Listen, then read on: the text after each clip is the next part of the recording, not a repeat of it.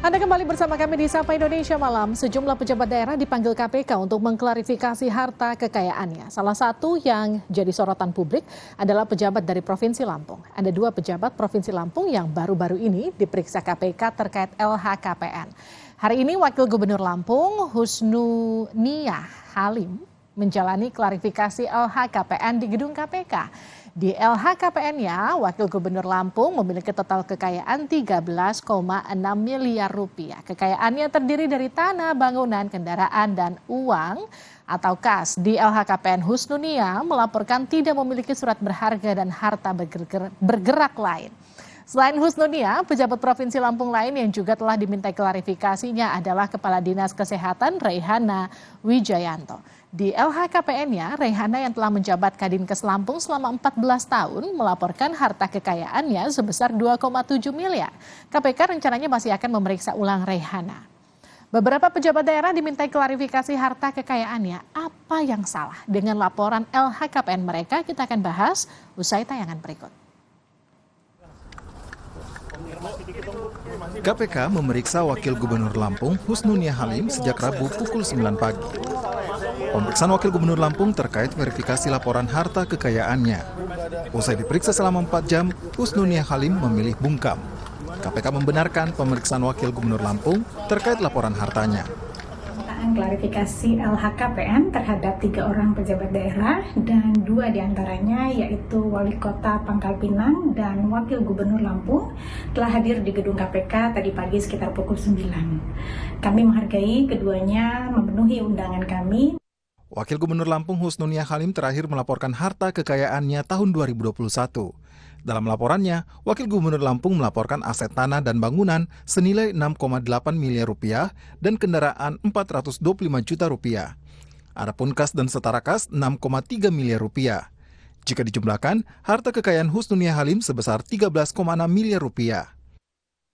Berdasarkan elektronik lhkpnkpk.go.id, ada 3 laporan harta kekayaan milik Husnuniah Halim terjadi fluktuasi pada laporan hartanya. Di bagian tanah dan bangunan, laporan harta Husnuniah Halim berkurang 2 miliar rupiah karena tanah dan bangunan di Jakarta Selatan yang tak dilaporkan lagi tahun 2021.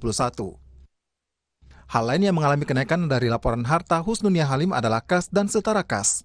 Dalam 3 laporan harta, nilai kas dan setara kas Husnuniah Halim naik dari 1,8 miliar rupiah menjadi 6,3 miliar rupiah. Husnuniah Halim adalah salah satu pejabat pemerintah Provinsi Lampung yang laporan hartanya diperiksa KPK. KPK sebelumnya memeriksa Kepala Dinas Kesehatan Lampung Reihana Wijayanto. Saat dikonfirmasi terkait pemeriksaan KPK, Reihana memilih tidak menjawab. Hasil pemeriksaan dari KPK seperti apa, Bu? Oh, kamu tuh emang Kompas TV emang. Gimana, Bu? Maaf ya. Gimana, Bu?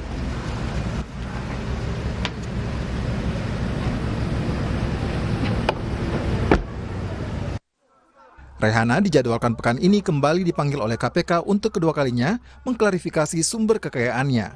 Reihana diminta mengklarifikasi karena dinilai kerap pamer gaya hidup mewah di media sosial. Tim Liputan, Kompas TV. Saudara, kasus laporan harta yang dinilai tidak sesuai profil pejabat bukanlah pertama kali terjadi. Kali ini KPK memeriksa sejumlah pejabat daerah termasuk Wakil Gubernur Lampung Husnuniah Halim. Bagaimana praktik laporan harta tak akurat dari pejabat dan apa aspek hukum yang bisa menjerat dengan laporan diduga tak sesuai profil tersebut, kita akan bahas bersama dengan peneliti ICW Almas Safrina. Mbak Almas, selamat malam. Selamat malam Mbak Livi. Sama seperti Kepala Dinas Kesehatan Provinsi Lampung, KPK kembali menduga LHKPN Wagub Lampung ini tidak sesuai profilnya. Selama ini apa yang perlu diperbaiki dari sistem pelaporan LHKPN? Karena kita sama-sama tahu kalau misalnya pun tidak melaporkan LHKPN, sanksinya hanya sanksi administratif. Lalu kalau nggak sinkron dengan harta yang sebetulnya dimiliki, itu kira-kira seperti apa? Ya, memang LHKPN itu masih ada masalah ya Mbak ya. Selama ini titik beratnya hanya terkait dengan laporan, tapi kemudian sekarang kita melihat ada perubahan pola begitu ya yang dilakukan oleh KPK. Sudah ada beberapa contoh kasus misalnya terkait dengan penetapan tersangka kasus korupsi, kasus gratifikasi begitu ya, yang diawali dengan proses klarifikasi terhadap LHKPN yang dinilai tidak wajar. Jadi sepertinya memang ke depan begitu ya, tidak hanya terkait dengan klarifikasi, tapi tidak menutup kemungkinan kalau di dalamnya kemudian ditemukan ada pelaporan atau kepemilikan harta yang tidak wajar, yang tidak sesuai profil gitu ya, dan ada dugaan terjadi tindak pidana, kemudian dilanjutkan atau ditingkatkan ke proses penyelidikan dan penyidikan. Dan memang terkait dengan LHKPN ini patut diingat begitu ya, bahwa memang KPK itu punya wewenang untuk melakukan pemeriksaan LHKPN, dan ini bukan satu kewenangan yang baru gitu ya. Jadi LHKPN itu memang semestinya tidak hanya diterima laporannya, diterima dan ditumpuk, tetapi kemudian dilakukan pemeriksaan. Pemeriksaannya ini bisa terkait dengan nilainya, jumlahnya begitu ya, jenis hartanya, sampai kemudian asal usulnya. Begitu. Jadi dalam pemeriksaan itu kemudian KPK menguji baik itu terkait dengan kepatuhan, terkait dengan kelengkapan, apakah kemudian harta yang dilaporkan itu sudah lengkap atau tidak, termasuk kemudian kesesuaian profil penyelenggara negara dengan LHKPN yang mereka laporkan. Peluang pidananya apa, Mbak Almas?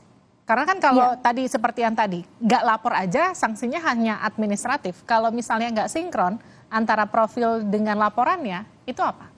Kalau kemudian ditemukan dugaan tindak pidana di dalamnya, tidak menutup kemungkinan seperti kasus yang baru-baru ini juga ditetapkan sebagai tersangka oleh KPK begitu ya, Kepala Bea Cukai Makassar ditetapkan sebagai tersangka, Bapak Andi Pramono, itu kan awalnya juga berasal dari proses klarifikasi LHKPN karena ada flexing, kemudian dipanggil oleh KPK dan dilakukan proses klarifikasi, kemudian ditingkatkan ke proses penyelidikan dan penyidikan. Dan terkait dengan pemanggilan 4 atau 3 pejabat tadi yang disampaikan di awal, kalau dilihat sebetulnya besaran harta kekayaannya kan masih banyak pejabat kita yang lain begitu ya, yang laporan kekayaannya jauh lebih jumbo dari ini.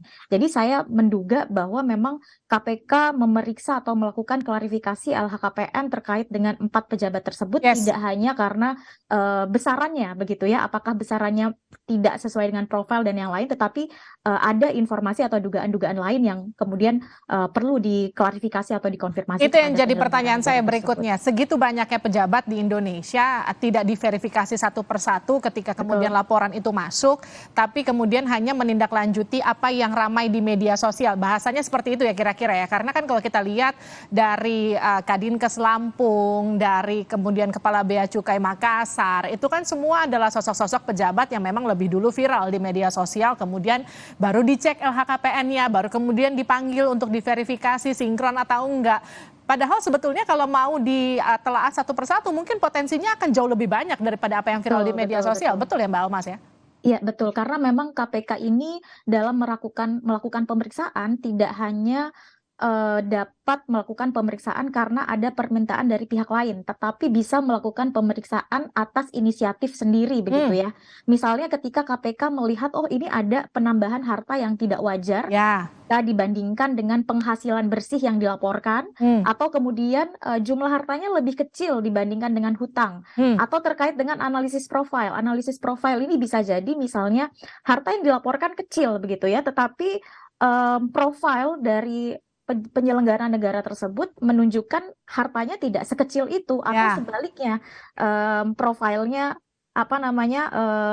sebaliknya begitu ya, tidak hartanya kecil profilnya banyak flexing begitu ya, memamerkan harta, ataupun sebaliknya. Jadi memang KPK ini bisa melakukan pemeriksaan atas inisiatif sendiri tersebut, sehingga kalau dorongan kami di ICW, semoga ke depan dibangun sistem yang lebih baik begitu ya terkait dengan tindak lanjut pelaporan. Pak Almas, tapi menurut Anda kenapa selama ini hal ini tidak dilakukan oleh KPK? Kenapa kemudian baru menunggu peristiwa kasus yang menjerat salah satu pegawai pajak begitu, kemudian baru kita masuk pemeriksaan LHKPN satu persatu? Kenapa begitu?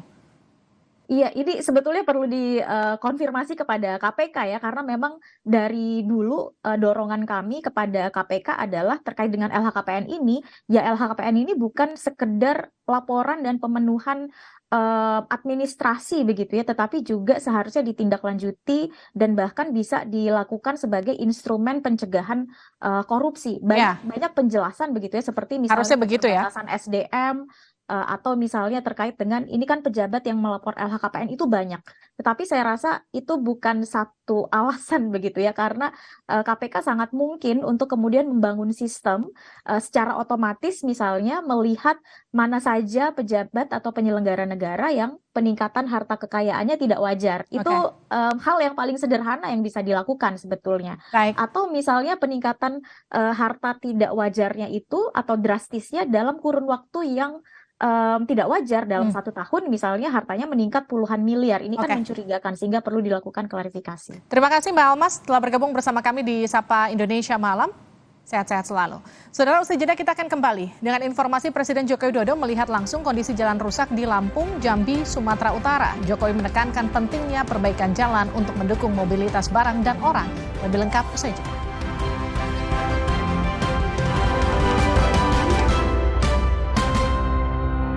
Dugaan penipuan berkedok asmara alias love scam dari balik jeruji lapas menyeruak. Nyari-nyari dulu bang Facebook, seminggu 2 minggu kita pacarin, kita ajak video call, kita rekam, kita kirim ke dia, kita ancam gitu doang.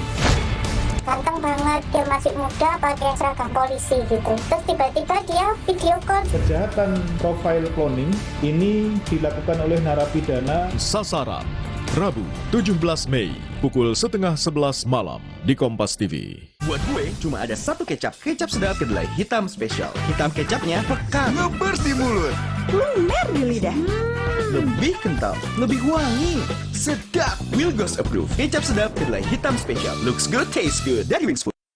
Saya selalu merekomendasikan Sensodyne Repair and Protect Deep Protection. Mampu masuk ke dalam gigi, memberikan proteksi mendalam untuk gigi sensitif. Sekarang, semua orang bisa menikmati minuman dingin tanpa khawatir gigi ngilu. Cobalah. Dunia terus berputar.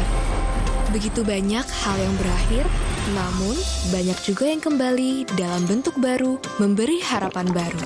Seperti botol plastikmu yang dapat menjadi barang baru lagi melalui gerakan ekonomi sirkular nasional Le Mineral. Kini, plastik tidak lagi menjadi sampah, namun terus berputar dengan dipilah dan didaur ulang menjadi baru. Semua bisa mengambil peran penting dalam perputaran itu dari hulu ke hilir. Mulai dari kamu yang memilah sampah dari rumah, pemulung yang mengumpulkannya, hingga pekerja pabrik yang mendaur ulang.